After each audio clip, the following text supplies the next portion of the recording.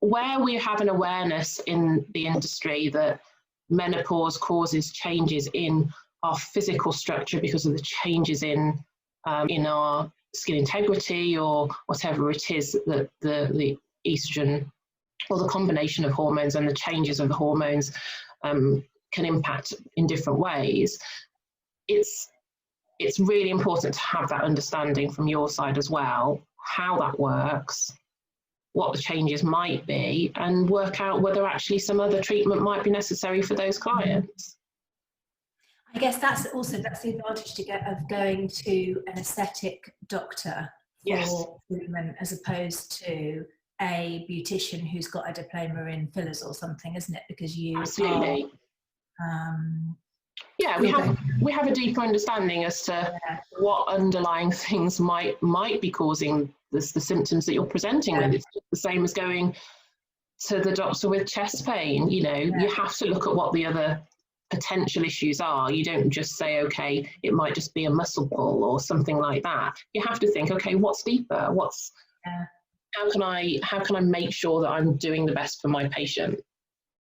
Because a lot of the time, I don't think it's right to proceed with a treatment. And a treatment might not be necessary at that time. It may be that I say, we need to sort out your skin before you can deal with this. We need to do X, Y, or Z before moving on to something else.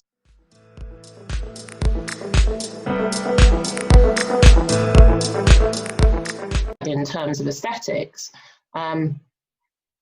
you tend to have the illusion that this is a very superficial industry. It's about looking good, it's about making people feel better about themselves, and a lot of the things that upset me about the industry is that sometimes people can make it feel like it's a bit like there's a lack of depth. And I always in my consultations to spend, to be honest, the majority of the treatment time just talking to people and figuring out what it is that's going on in here. Sometimes it's not about treating them. Sometimes it's about sorting out other problems that are going on in their lives, which obviously you can give them guidance for, or you can make suggestions with. Or even just identify it. Just making, just identifying it and actually showing them that some of the things that are probably in the back of their head are actually validated. And there are other things that they can probably look at that they need to consider before thinking about a treatment.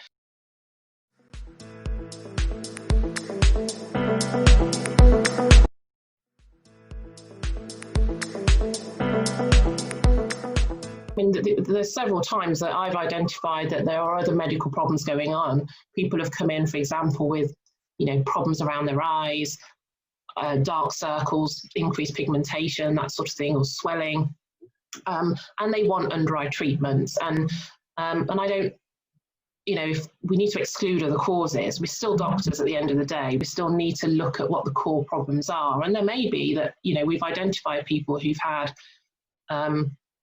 problems with their thyroid and needed that treating first and foremost, because the treatments they were coming to me for would not have solved the problem.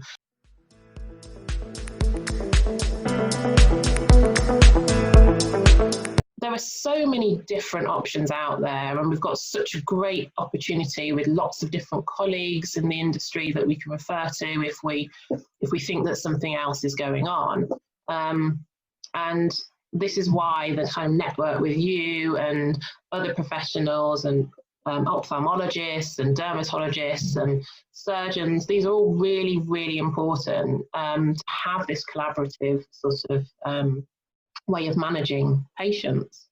It's really helpful. No, it sounds, but I mean, it sounds like you've got it absolutely nailed. It isn't enough to just get somebody in, get them on the chair and whack filler in.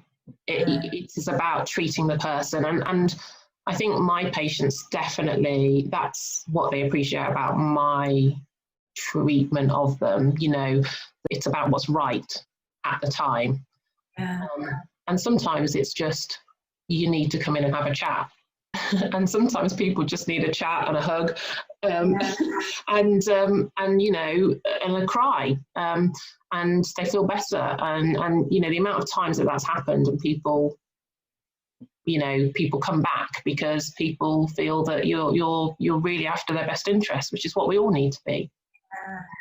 So hopefully this session, fingers crossed, will provide your patients and my patients with a better sort of understanding as to kind of an overview of the issues that they may be experiencing,